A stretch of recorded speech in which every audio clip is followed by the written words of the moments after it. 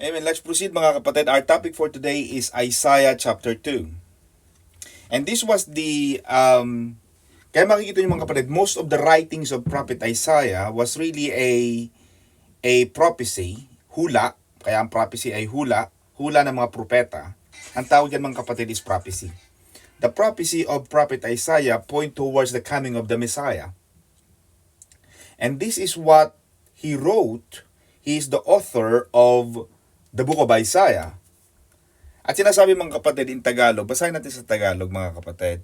Ang salita na naalaman ni Isaiah na anak ni Amos tungkol sa Huda at Jerusalem. So this was the words revealed to Isaiah in some kind of vision.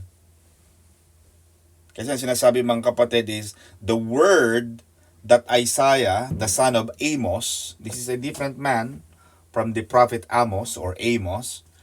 So because this was the word that he saw. Nakita niya, nalaman niya. At makikita niyo mga kapatid that the wordings apparently to many scholars, they think and they said that the Isaiah chapter 2 verse 1 to 3 was actually repeated in the book of Micah chapter 4 verse 1 to 3. So makikita natin mga kapatid na halos magkasabay si propeta Isaiah at si propeta Micah o Mikas sa Tagalog. They were halos magkasabay silang propeta ng Diyos. So makikita mo, Sister LB, that the Spirit of the Lord, when He came down or He revealed Himself, this was in the same sort of year, sort of time, na halos pareho sila ng sinasabi. So malalaman natin na talagang there was one Spirit. Hindi nakakabigla na talagang iisang espiritu that could have given these two prophets the same vision to establish and emphasize His word. Now, basahin natin mga kapatid in verse 2, at mangyayari sa mga huling araw. Pag-usapan natin yung mga huling araw na yan. Yung latter days na tinatawag, in the latter days in English, it shall come to pass in the latter days. Yung latter days na ito mga kapatid pertains to the time of the Messiah. Kaya makikita natin mga kapatid sa mga huling panahon o sa mga huling araw, which is the future tense of what Isaiah was talking. He was talking now, but Isaiah was saying that in the latter days, so he was talking to something that may happen in the future. Sabi niya that in the latter days, which pertains to the time of the Messiah, as we all know, is the Anointed One. The Anointed One of the Lord will reign over the earth. So darating ang panahon mga kapatid na sa mga huling araw ay maghahari ang Messiah. Ito mga kapatid yung tinatawag, so maaaring nakarinig na kayo ng mga pastor, mga preachers na nagsasabing the millennium. That it means that the 1,000 year of Jesus reigning, or yung paghahari, reigning is R-E-I-G-N, He is going to reign for 1,000 year. So ito yung sinasabi ni Prophet Isaiah mga kapatid. Na sa mga huling araw, maghahari ang Panginoong Jesus sa buong daigdig. Now, ano pa sinasabi Sister Cynthia? During the millennium, sa loob ng isang libong taon, the Israel will become a superpower of the world. Because now we have America, we have China, who are now vying towards who is the superpower. But Prophet Isaiah saw something that will happen in the future. So sinasabi niya na sa mga huling araw, na ang bansang Israel ay magiging superpower. Siya ang magiging pinakapangunahing primera klaseng bansa na maraming mga bansa ang manggagaling dito. Kaya sinasabi rito mga kapatid that nasa bundok na ang bundok ng bahay ng Panginoon ay matatatag sa taluktok ng mga bundok. So yung mga bundok na yun, Sister Cecil, were pertaining to many countries like the Philippines. This is one country. But Prophet Isaiah was saying something which is beyond the actual meaning of the word. So sinasabi ni Prophet Isaiah that in the millennium, the Israel will become the superpower among the nations. And the Temple Mount will become the capital, quote unquote, of the government of the Messiah. We all know that Jerusalem is the capital of the Messiah. So all nations shall flow to the capital of the government of Jesus. So could it be so contemporary, Sister Cecil, that now we have this kind of Hezbollah, Hamas attacking the Israel? And as we all know, mga kapatid, there were many prophecy na kahit pagsamasamahin pa ng mga Russia, China, US, including UK, against Israel, you cannot defeat Israel. Because Israel is the capital, the country, the nation of our Lord Jesus Christ. And makikita natin at the latter part of this chapter, makikita natin how powerful our God is. And during the millennium, mga kapatid, during sa millennium na ito, yung tinatawag nating 1,000 years of reign, yung 1,000 years ng paghahari ni Jesus, yung tinatawag nating millennium, during this 1,000 years, the citizen of the earth will acknowledge and submit to the lordship of Jesus. Wala tayong magagawa.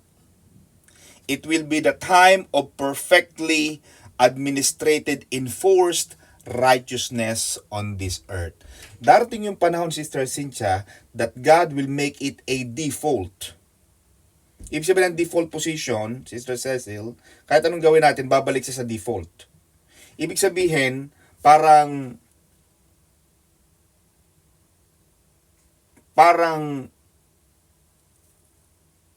kahit anong gawin ng mga tao, darating yung panahon na yun, pag dumating na naghahari na ang Panginoon, mga kapatid, lahat ng tao, wala silang magagawa kundi magpasakop sa kapangyarihan ng Diyos. Wala silang magagawa because it is now Jesus who is the reigning monarch, the reigning king of the earth. Yun ang default position. Kahit anong gawin natin, kahit anong gawin ng mga iba't ibang mga relihiyon, mga kapatid, wala silang magagawa. Kaya ang ganda, mga kapatid, you know, Sister Edith, pag binasa na, kaya maganda basahin natin, mga kapatid, after ng Old Testament, Pastor Jay, we will read the Revelation kasi we forgot the Revelation. Remember, when we finished the whole New Testament, but we skipped to the Revelation, Sister Cynthia. And after the Old Testament, I would propose for us to read the Revelation because the Revelation will be the things that will happen in the future. Now, ito yun, mga kapatid, during the millennium, yung paghahari ni Jesus, wala silang magagawa, Sister Cecil. And you know what? Before that millennial, according to the Revelation and many prophecies from giant Christians, when Jesus comes, Sister Cecil, when Jesus comes back, ito yung ibig sabihin ng pangalan natin, Maranatha.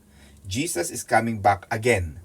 When Jesus comes back, He will take all His people and we will meet Jesus on the air. And all those who are dead for Christ will rise and we will all go to heaven. And then the 1,000 years, the tribulation will happen to the world.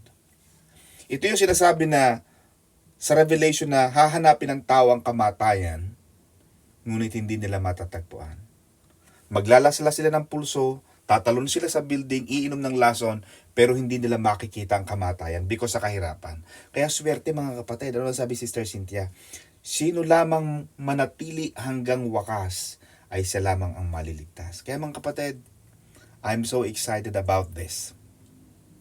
Kitang-kita na natin ang mga nangyayari. Kitang-kita na natin ang mga sinyales. Kitang-kita na natin, mga kapatid, ang mga bagay na sinasabi ng Biblia na sa mga huling araw. Nakikita na natin, mga kapatid. Kaya malapit nang dumating ang Panginoon. Now, ano pa ang sinasabi rito, mga kapatid? During the millennium, ay nga, sinasabi ko kanina na ang lahat ng mga tao, mga kapatid, ay sasamba at magpapasakop kay Jesus. Minsan kasi yung pangkailangan ng tao, mga kapatid, kailangan pa silang pahirapan, mga kapatid. Amen? Wala naman sila magagawa. Sa bagay, minsan alam mo mga kapatid, kailangan talagang may mangyaring ganyan eh. May mga taong gusto pa nilang mahirapan sila. Ayaw nilang maniwala na si Jesus ay Diyos. But when Jesus comes back, Sister Cecil, there will be 1,000 years where Jesus will reign. Kaya kahit yung mga Muslim, Hindu, yung mga komunista, na hindi naniniwala ang Jesus, ang Panginoon ay Diyos, makikita nila mga kapatid, there will be a default position that they have to acknowledge and submit themselves to the lordship, to the authority, to the kingship of Jesus. So ito sinasabi ni Propeta Isaiah because Isaiah is a prophet who can see in advance. That's why they are called prophet. They prophesy, they make prophecies. During the reign of the Messiah, ito pa sinasabi mga kapatid in verse 4, at siya'y hahatol sa gitna ng mga bansa at sasaway sa maraming tao. So ang sinasabi mga kapatid, na sa paghahari ng Panginoon in the time of the millennium, yung 1,000 years of reign of Jesus, wala nang gera, wala nang war. Pero magkakaroon pa rin ng away ang mga bansa at ang mga tao. But, lahat ng yan mga kapatid ay mabibigyan ng solusyon ng Diyos. Maganda kasi pag ang nagbigay ng solusyon mga kapatid ay ang Panginoon. Maayos tama. Because, they will be justly and decisively resolved by the Messiah. Wala ng Supreme Court, Sister Mirna. Pag dinala mo na agad sa Panginoon, Lord, sino po ang tama sa aming dalawa? Siya po o ako? Siya po ba o kami? Sila po ba o kami? Ang sabi ng Propeta Isaiah, their cases will be justly, sabihin, just. Kaya ang tawag, Sister LB, sa court, it's a court of justice. Diba? Sabihin, tama. Diba? Court of justice. Justice, patas. Natandaan mo, Sister Tess, yung nagdesisyon si Haring Solomon, di ba? Yung nanay na, kinuha mo yung anak ko habang natutulog ako, yung anak mong patay, binigay mo sa akin. Yung anak kong buhay, kinuha mo. Nagpunta ngayon sila sa hari. Tanda mo yung kwento? Nagpunta sila kay Haring Solomon, sabi nung dalawang nanay, Haring Solomon, ito pong nanay na to, pinagbibintangan po ako na yun pong anak ko, yung putong batang ito na buhay ay kinuha ko daw po sa kanya. At yung daw pong batang patay ay inilagay ko sa kanya at ang kinuha ko po yung batang buhay. Sabi ni Haring Solomon, sige, tama, maganda naman. Paano natin malalaman? Wala naman tayong CCTV, wala namang witness. Alam mo ginawa ni Haring Solomon? Sister LB, sige, alagad, halika.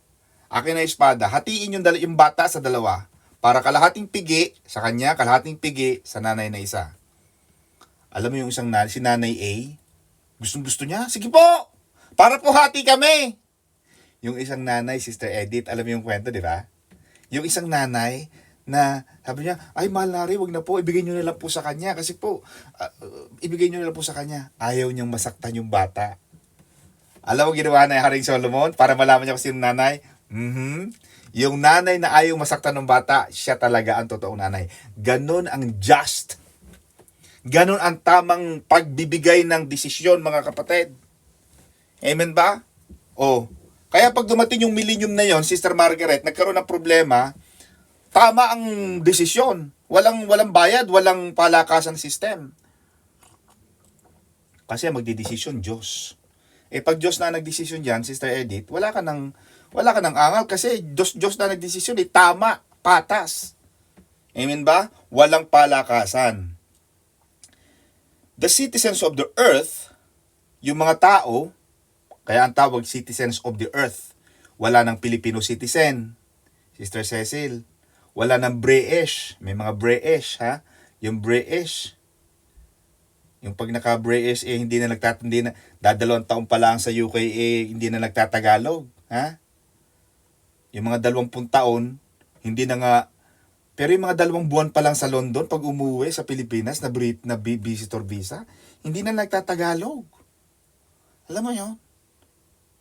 Huwag ganun mga kapatid. Sister Arlene, pag umuwi ka ng Masbate, hayaan mo marinig nila kung sino yung Arlene na umalis 10 years ago, siya pa rin ang Arlene. Amen ba? Saka mo na lang gamitin ang English mo pag nasa UK ka. Pero pag ang kausap mo naman ay magniniyog, ang kausap mo ay magtatanim ng mais, ba't mo kayo i-Englishin pa? Amen ba? Hihingi ka ng tubig, can I have the water? Baka hindi ka maunawaan ng mga magmamais. Amen ba? Ng mga mangingisda. Di ba? Now, kaya ang tawag dito mga kapatid, citizens of the earth. Amen? Pagdating ng millennium na yon, yung citizens of the earth, they still need to trust Jesus and His work on their behalf for their personal salvation during the millennium. Yung millennium na yon, Sister Arlene, wala na tayo noon. Kasi nananampalataya na tayo ngayon eh. Kaya magandang mabasa natin itong Isaiah in conjunction with the book of Revelation. Kasi doon natin makikita yung dalawang yun, Sister Cecil, na pag dumating ang Panginoon, wala na tayo sa lupa. Yung mga matitira, yun yung mga 50-50, Sister Cecil. Yung mga panakanakang pag-ulan at pagkidlat na umaattend, yan. Yung mga sabihin na natin, Pastor Jen, na Group B. Group B. Yung mga, amen, yung mga pupunta ng church, paminsan-minsan,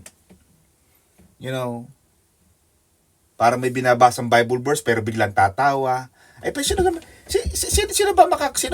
bang maniniwala sa atin mga kapatid na nagbabasa ka ng Bible verse, na nabasa mo Bible verse, nagbabasa ka ng Bible verse pero tumatawa kahit sabi na binabasa nila text.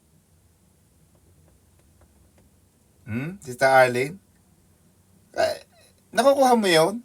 Pastor, nagbabasa po ako na nasa Bible po, nasa app po kasi ang ano ko eh. Ang aking Bible. Kaya pagbasa, buksan natin ng Philippians 4:13. Kaya alam natin, hindi Bible verse ang binabasa niya, Sister Cynthia. Ang binabasa niya, text message na nasa social media. Yan yung mga kapatid, kaya yung mga taong maiiwanan sa lupa, bibigyan pa uli sila ng 1,000 years.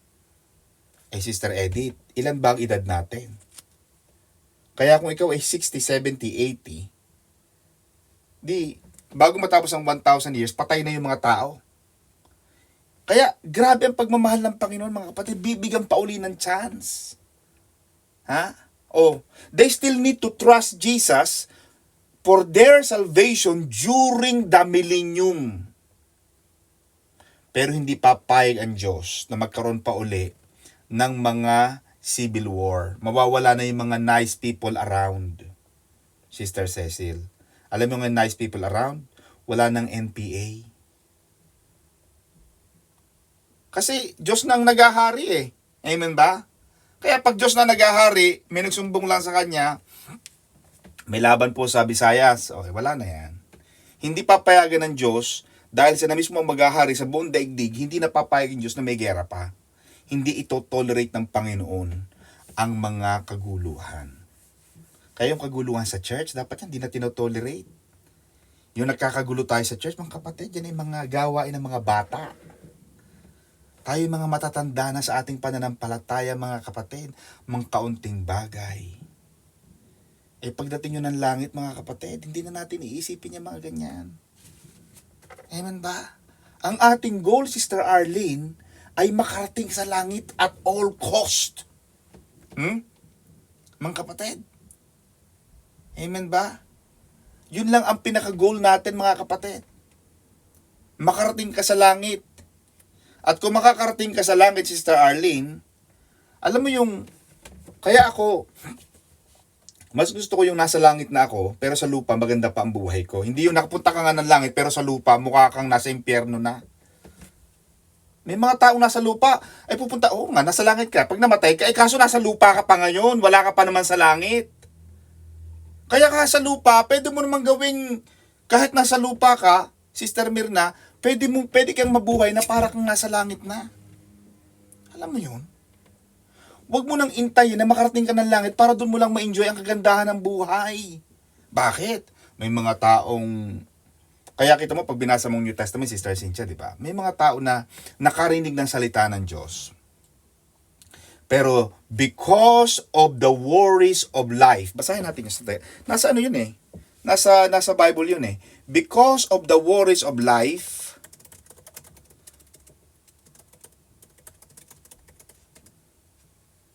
marami yung mga, but the worries of this life, the deceitful of wealth, and the desires for other things come in and choke the word, making it unfruitful.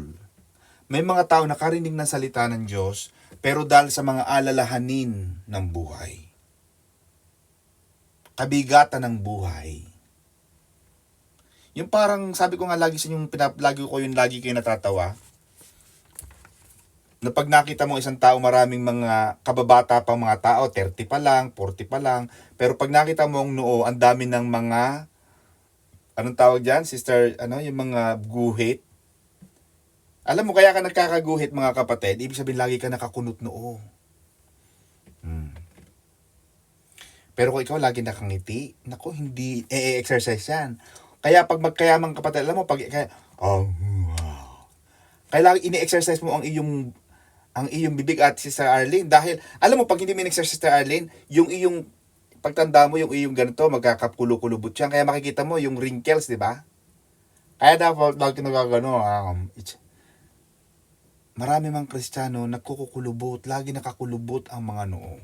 Yun ang sinasabi ni Mark chapter 4, verse 19. But the worries of this life. Kaya kahit pupunta ka ng langit, pero, langit nga tayo, pero kapatid, nasa lupa pa tayo eh. Pwede naman tayo, Sister Nita, na pupunta ka ng langit, maganda ang buhay sa langit, pero sa lupa, pwede rin naman na maganda. Kaya marami mga tao na, okay lang, kasi sabi sa Bible, may narinig akong ganyang pastor, Sister Vilma eh. Kaya kayo mga kapatid, huwag kayong maghahangad ng kayamanan. Dahil mas mahirap pa sa kamelyo makapasok. Ginamit pa yung verse na yon. Mas mahirap pa raw sa kamelyo makapasok sa butas ng karayom kaysa mga mayayaman na makapasok sa kaharian ng Diyos. Sabi ko itong pastor na ito, mali ang itinuturo. Kaya mga membro niya kahihirap. Ayaw ko ng membro ko'y mahihirap. Mga kapatid, gusto ko mga kapatid, ang mga membro ko, mga mayayaman, big time. Ha? Mga kapatid, gusto ko yun. Bakit? Bakit mo hangarin ang mga membro yung may mahihirap? Paano sila magta-tithes? Paano sila magbibigay? Paano sila makakatulong sa mga tao kung sila mismo yung mahihirap? You cannot give something you do not have. Di ba? Kung ikaw mahirap, tas mangangaral ka ng, bupunan ng Diyos ang aking mga pangangailangan, hindi ka makapagturo ng laws of prosperity. Kaya ang tinuturo mo, low. Alam mo yung Sister Arlene, low? Yung mababa, yung L-O-W, low. Hindi law. Lows. Kababaan ng kasaganaan. Yung sabi nga ni Sister Cynthia, sa halip na ikapo ay naku po. Amen ba mga kapatid? Ayaw ko naman Kristiyan, mga kapatid ko, naku po, pastor. Naku po, masabi na po talaga ang katotohanan wala po akong pambigay diba? Kaya, mga kapatid, kung pupunta ka rin lang ng langit, kahit dito sa lupa, pwede mong maranasan ang para kang nasa langit. Amen ba? Yan ang ating panalangin, mga kapatid. At yan ang sinasabi ng Panginoon sa John 10:10. Doon sa pastor na yun, na nangangaral, narinig ko yun, na ayaw daw niyang yumaman. Tapos nung malaman ko, Sister Cynthia, nung nagka-problema sa pera, wala namang ginawa kundi utangan ng mga member. Ba't ka pa nangangaral ng kahirapan, tapos pagka naman pala wala kang magastos, mangungutang ka rin. Maging tapat tayo mga kapatid. Huwag nating sabihin na ang pera ay masama. Hindi masama ang pera. Hindi sinabi ng Diyos na money is the root of all evil. Sinabi ng Bible, the love of money, not the money itself. And the other one is the root of evil. Alam mo, Sister Arlene, paano pa yung root of evil?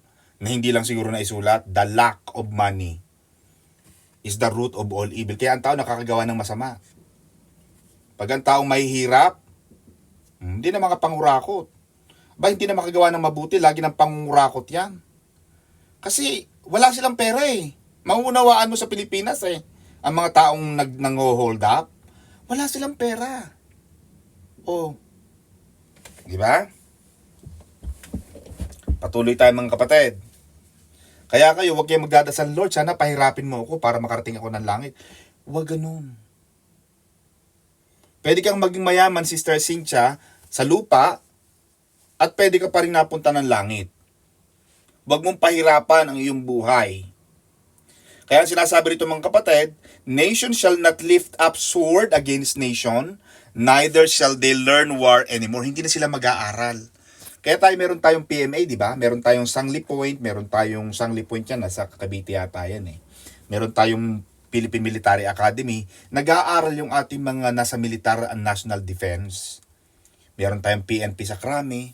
Nag-aaral sila mga kapatid para sa paghahanda ng gera, kaya tayo may ROTC, di ba? Reserve Officers Training. Isipin, reserve ka, Sister Arlene. Tatandaan din nung high school tayo, di ba? Kaliwa, kanan, kaliwa. Di ba? Nagte-training tayo, reserve. Para pag dumating ang gera, Sister Cecil, meron tayong reserve. Reserva tayo. Kumbaga, pwede tayong pambala sa kanyon. Pero sinasabi ni Propeta Isaiah, darating ang panahon na wala nang mag-aaway ng mga bansa sa mga bansa. No nation shall lift up sword against nation. Chapter 4. Wala nang ang mga bansa ay hindi magtataas ng tabak laban sa bansa. Wala nang gera. Wala nang Hamas. Wala nang Hezbollah. Amen ba? Wala nang NPA. Bakit? Kasi Diyos na ang hari eh. Amen ba mga kapatid? Yun ang pinakamagandang buhay. Maganda na ang buhay ng mga tao. Darating ang panahon, wala nang problema. Amen ba? Wala nang 9/11. Oh. Kaya, sinasabi rito mga kapatid na magkakaroon ngayon ng enforced righteousness. Oh, magiging required na, mandatory, yung katuwiran.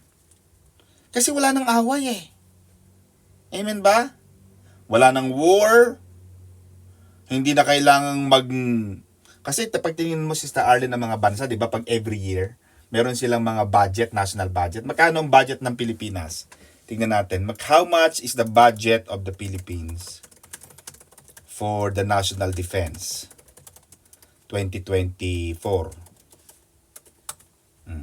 Ayan, no? 800, I'm talking about the US. US ang lumabas eh. $842 billion. $842 billion. The United States reserved the money for the national defense. Pero mo yun? Malaking pera ang inuubos ng national defense sa kaba ng yaman. Kaya tumataas yung mga tax. Tumataas ang mga billing kasi kailangan nilang kuhanin ng pera pambayad sa mga pag-research, development ng ating mga armas. Amen ba mga kapatid? Pero pag dumating yung panahon na yun, yung millennium na yun, Sister Cecil, hindi na nila kailangan gumawa ng mga ganon. Wala nang budget for national defense. Wala nang PMA. Wala nang Sangli Point. Wala nang ROTC. There will be no war because there will be a new ruler on earth. Jesus Christ. Alam mo ang tawag, Sister Edith, sa Qatar, pag ikaw ay napunta ng Middle East, ang tawag sa kanilang king, hindi king, ruler. Diba? Kaya pag napunta ka sila, sino ang ruler nyo? Ruler of Qatar. Tingnan natin. Ruler of Qatar. The present ruler is Tamim bin Hamad Al Thani. Oh, di ba? Ang magiging ruler nila, because tandaan mo, Sister Cynthia, that Jerusalem is in the Middle East. Kaya hindi tinatawag na king siguro. ang tawag sa Panginoong Jesus, He will become the ruler on earth. So wala nang military budget, na yung mga perang yun, Sister Arlene, ay pupunta lang sa mga weapons and armies. Amen ba mga kapatid? But we are only safe when the Messiah reigns among us. So magkakaroon mga kapatid, pag ang Diyos ang naghari na sa atin, safe na tayo. Hindi mo na kailangang matakot. Ano pa ang sabi mga kapatid sa verse 5? O sang bahayan ni Jacob, hali kayo at tayo ay magsilakad sa liwanag ng Panginoon. We have to walk in the light of the Lord. Sister Risa Di Maano. Amen. Kailangan, ibig sabihin nito, Sister Arlie, na kailangan iayos natin ang ating buhay sa Diyos. In accordance with the truth and the ways of God. Maganda sa tao iniaayos ang buhay. Of course, hindi tayo perfect, Sister Edith. Pero alam mo, hindi dapat tayo manatiling hindi ayos. Kailangan iayos mo yan. Ayusin. Kailangan, sabi nito, walk in the light of the Lord. Because the ultimate years of the Messiah, maaring malayo pa Starlin. Kasi, Prophet Isaiah is looking something in the future. At maaaring hindi pa nangyayari. Kasi he wrote this 2,000 years ago. Amen mga kapatid? But Jesus, kahit malayo pa yung paghahari ni Jesus sa lupa, itong sa millennium na pinag-uusapan natin, Sister Elma, pero pwede na maghari ang Panginoon sa ating buhay. Pwede na maghari ang Diyos sa ating isip. Pwede na maghari ang Diyos sa ating mga puso. We don't have to wait for the enforced righteousness kasi magkakaroon ng enforcement Amen? Alam mo, Sister Arlene, yung kaya tawag sa mga MMDA, road enforcement o road enforcer. Diba? Ini-enforce nila yung road traffic rules. Pagdating ng millennium, na yon Sister Arlene, i-required, magiging mandatory na yung katuwiran ng tao. Required. Hindi pwedeng tao lang. Hindi. Hindi mo na pwedeng gamitin yung argument na yon because God is your ruler now. Sabi ng Panginoon, kailangan ma-enforce. Kailangan matuwid ka. Kailangan perfect ka. Hindi na pwedeng tao ka lang. Kasi laging sinasabi ng mga tao, Sister Edith, tao lang po ako pasensya na. Hindi. When God rules, it will be an enforced righteousness. Yung katuwiran ng tao, mandatory na siya. Ngayon kasi, pwede kang, depende. Kung gusto mong maniwala sa Panginoon, pupunta ka ng langit. Pero kung hindi ka talaga magiging matuwid, baka pumunta ka ng impyerno. May choice pa ang tao But when the millennium comes, it will be a required, obligatory, mandatory, enforced righteousness. Pero kahit malayo pa yon, Sister Cynthia, sinasabi dito ni Propeta Isaiah, pwede tayong ngayon pa lang magpasakop na tayo sa Diyos. Ngayon pa lang hayaan nating ang Diyos na maghari sa ating buhay. Iayos na natin ang ating lakad, iayos na natin ang ating buhay ayon sa katotohanan, ayon sa mga kapamaraanan ng Diyos. We have to keep reading our Bible. Ito ang sinasabi mga kapatid. Ibig sabihin, pwede mong ma-enjoy ang mga pagpapala ng Panginoon, ng Messiah, even right now. Hindi mo kailangan mabuhay sa kadiliman. Hindi mo kailangan ma-depress. Hindi mo kailangan laging ma-discourage. You can walk in the light of the Lord. Amen ba? Because walking in the light of the Lord, Sister Arlene, is a choice. You can be happy. You can choose to be happy. You can choose to walk in the light of the Lord. Pero maraming tao mga kapatid natatalo ng kadiliman. May mga tao na iniwanan ng kaibigan, iniwanan ng papa. May mga tao iniwanan ng papa nila, hindi na nag-a-attend. Amen ba? May mga tao na nagkaroon lang ng mga pangyayari sa buhay. May mga bad circumstances, may mga guilt. Pero yung ba mga kasawian na yan, yan ba ay sapat upang iwanan mo ang pag-ibig ng Diyos? Is it enough? Is it worth it? Amen mga kapatid. And bukas, napakaganda ng ating topic. I think pinadala ko na sa ating mga admin ang ating topic for tomorrow. Napakaganda mga kapatid. Ayaw ko muna sabihin sa inyo ang topic. Hayaan kong si Sister Cynthia ang mag-disclose ng topic na yan. Kaya ito ang sinasabi ko, Sister Arlene. Kung pupunta ka ng Pilipinas, yeah, alam mo ang Ryanair, Pastor Jay, magkakaroon sila ng bagong promo, Ryanair, going to Spain. Alam mo, napunta ako sa Arlene ng, sa may hearing ko last week, Newcastle. Ang pamasahe ko, Sister Arlene, 370 pounds. Return one day, 370 pounds ang binayaran ng aking kliyente. Pero ang Ryanair, there will be a time that Ryanair will develop and will allow standing passengers. Standing, Sister Arlene, nakatayo. Roon mo yun? Nasa aeroplano ka, nakatayo. Eh di pa sa probinsya, dati naman tayo, Pastor G, nakatayo rin tayo sa mga bus. Naranasan mo ba nakatayo ka sa bus? Ang pamasahe mo, pareho rin na nakaupo. Pero dahil gusto mo makarating ng Maynila, ay sumasakay ka na rin kahit wala kang upuan. Gano'ng kalayo ang Batangas to Maynila, Sister Arlene. Minsan na naabot ng 4 na oras, nakatayo kami. Pero pamasahe namin, pareho lang na nakaupo. Now, Ryanair, a low-cost airline, has developed itong, nagpapa-approve na sila sa government, sa parliament, na standing passenger. Pero alam mo, singil lang Ryanair, 1 pound lang. To France. Kaya yung mga pupunta ng Rome, next week, balita ko, may mga pupunta ng Rome. Ang mahal-mahal ng pamasahe sa Rome. Amen ba? Mahal ang pamasahe. Nakatayo, pero 1 pound lang. Bakit relevant yun, Sister Arlene? Pwede kang pumunta ng Pilipinas, yeah, na, alam pag bumili ka ng ticket na mga economy, yung halos, yung tuhod mo, halos, biro mo, 14 hours ka nakaupo sa Philippine Airlines. Yung tuhod mo, Sister Edith, halos kadikit na nung susunod na upuan. Yeah? Pwede kang mag-travel na ikaw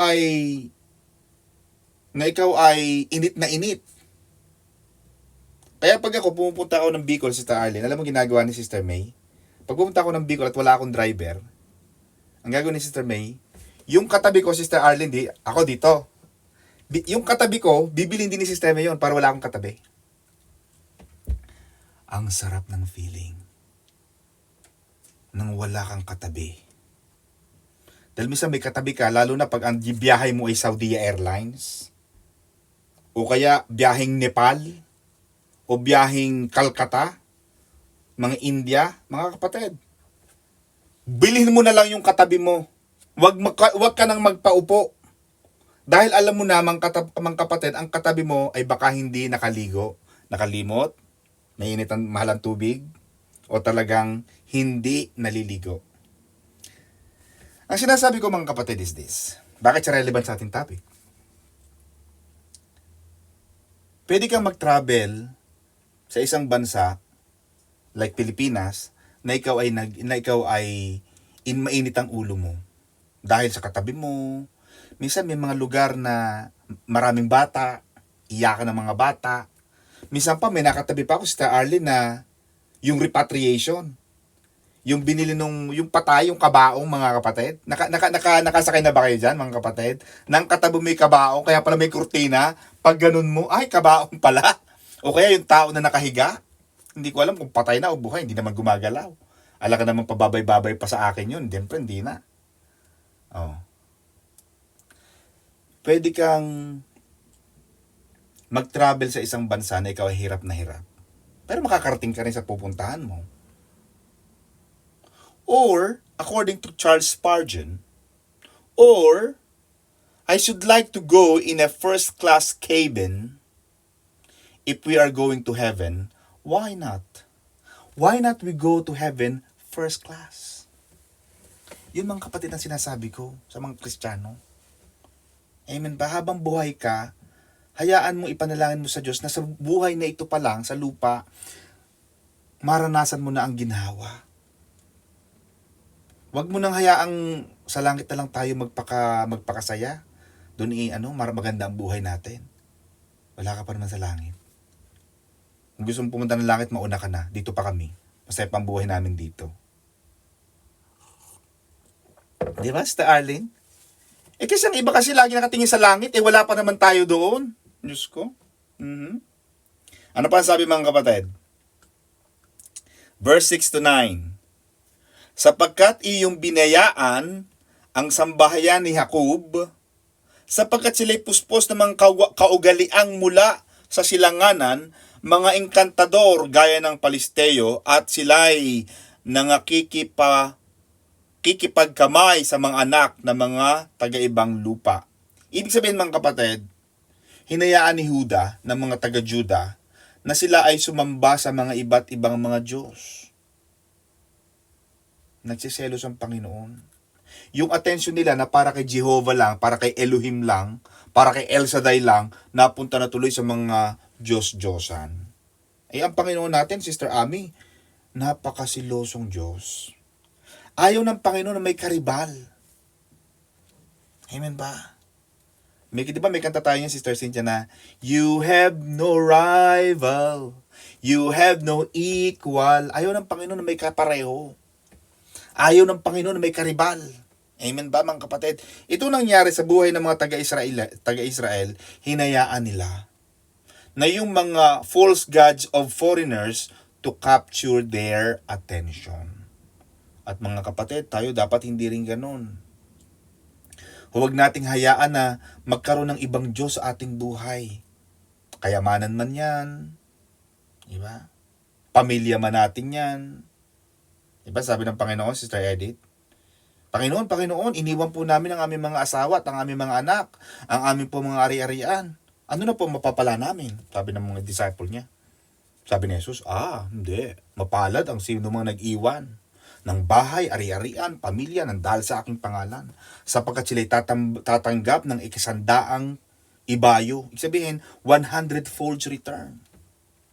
Amen ba mga kapatid? Huwag nating hayaan na yung ating mga kayamanan, mga trabaho, ay makasira, makapagpaalis sa trono ng ating isipan, sa trono ng ating puso, sa Diyos. Nung panahon na ito, Sister Cynthia, ang mga taga-Juda, they have experienced economic prosperity. Kaya mag-iingat ka rin. Sa sobrang yaman mo naman, nakalimot ka naman sa Diyos. Dapat ang yaman, secondary o third. Kasi minsan yumaman, nakalimot ka naman sa mga kaibigan, nakalimot sa pamilya, kasi wala ka ng panahon. Trabaho ka ng trabaho. Halos ikaw na lang palagi ang laman ng bus 98. Unang labas ng 98, alas 4 ng madaling araw, sakay ka na. Pag uwi ng bus 98 sa garahe sa may Cricklewood, ikaw na rin ang sakay. Kilala ka na ng bus driver. Amen ba? Ano ba yun? Unang labas, galing sa garahe, ikaw na ang unang sakay. Alas 4 pa lang. Ibig sabihin, gumising ka ng alas 2. Alas 2:30. Kasi alangan namang alas 4 ka rin gumising. Di ba? Di nagising ka ng maaga. Alas 2:30, gising ka na. Uuwi ka, alas 12 ng madaling araw. Sabihin, 2 oras ka lang natutulog. Mga kapatid, madali tayong mamamatay niyan. Binibili na natin ang ating kamatayan habang buhay pa tayo. Kaya magpapahinga kayo mga kapatid. Importante ang pagpapahinga. Kaya itong ginagawa ng mga taga-Juda na nagkaroon sila ng economic prosperity, nagkaroon din sila ng economic idolatry. Sa sobrang yaman nila, nawala na rin sila sa Panginoon. Ayaw din ng Diyos yan. Gusto ng Panginoon, enjoy natin ang buhay, pero huwag kang makalimot.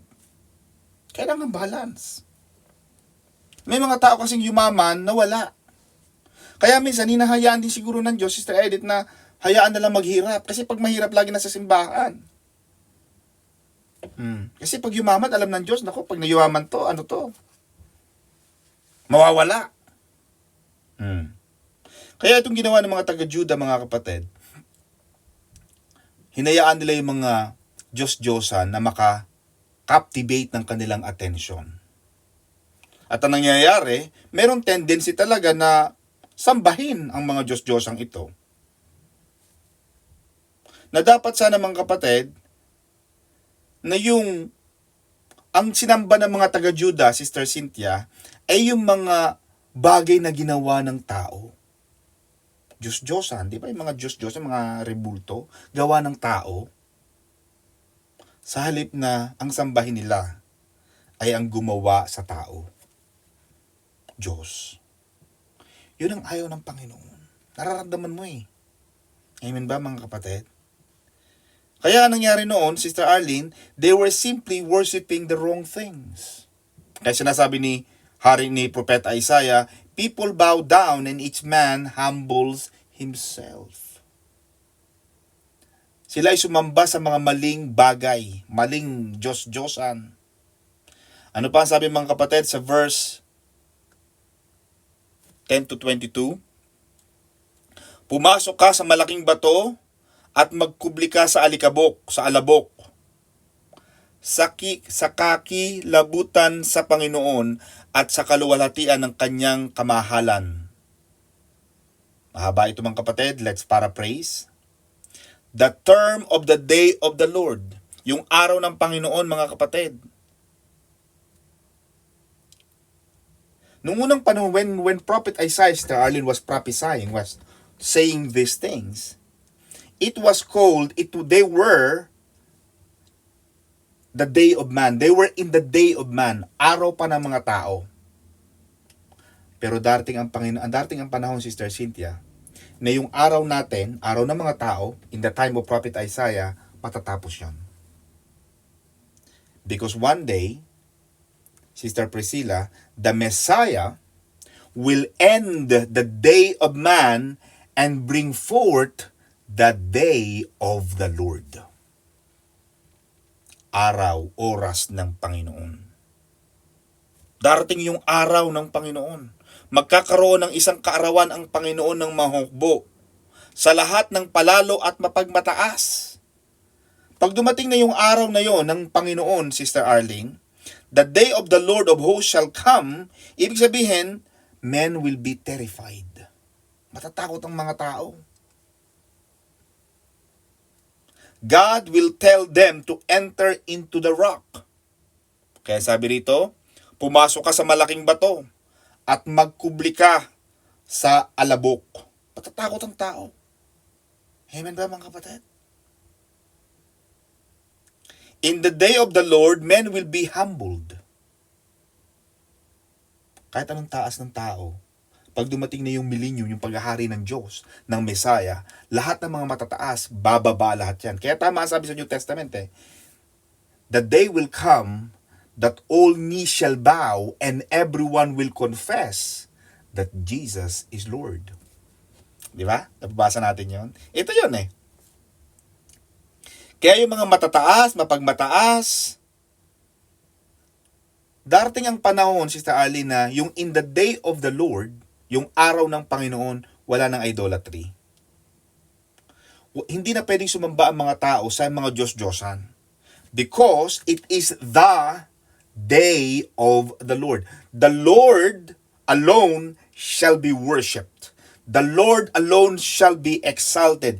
In the day of the Lord, according to Prophet Isaiah, the name of the Lord will be glorified and everyone will see the terror of the Lord and the glory of His majesty. Yung kamahalan ng Panginoon. Napakasarap na, ano? Pero Sister Arlene, do not forget, wala na tayo niyan. Nasa langit na tayo. Kaya yung mga Sharonians, wala nang Sharonian sa langit, mga kapatid. Ha? Wala nang pila-pila. Amen ba, Sister Edith? Bakit? Kasi, nasa langit na tayo May kanya-kanya na tayong mansion. Amen ba? Habang nandoon ang Panginoon sa lupa, to reign the millennium, the 1,000 years, nandoon na tayo sa langit. Kaya hindi na uso ang mga doggy bag. Hindi na mawawala ang ulo ng lechon. Hindi na natin malalaman kung saan napunta ang dila ng baboy o ang tenga ng baboy. Bakit? Nasa langit na tayo. Kaya dapat, Sister Arlene, makarating ka ng langit. Makarating tayo ng langit. Kaya sabi rito mga kapatid, sever yourselves from such a man. Now, we're talking about, ang sinasabi rito mga kapatid, Ang kahambugan ng tao ay huhutukin at ang mga mapagmataas na tao ay mabababa. Ang Panginoon mag-isa ay mabubunyi sa kaarawang yaon. And we're talking about the prophecy of Isaiah of the things to come. So the revelation and the prophet Isaiah, pag binasa mo yung Isaiah, Micah, the book of Daniel, these are all prophecy of the days to come. Kaya mga kapatid, ang mga Diyos-Diyosan ay mapapawing lubos. Wala na yung mga Diyos-Diyosan, mga kapatid. Amen ba? Kaya ito ang sinasabi. Dahil mawawala na yung mga Diyos-Diyosan at ang kataasan ng tao, matatapos na yan. Kaya sabi ni Propeta Isaiah, hindi marunong, hindi dapat na tayo ay makisama pa sa mga tao na mga Diyos-Diyosan na mawawala din lang naman. Bakit mo hahayaan ang sarili mo na maki-associate sa mga bagay, sa mga tao na mawawala? Kaya ang sabi ni, di ba, bakit ka nagtitiwala sa kapwa-tao? Samantalang yung mga taong yun din ay nakadepende rin lang sa bawat hininga ng buhay nila. Walang makakapagbigay ng assurance sa buhay mo.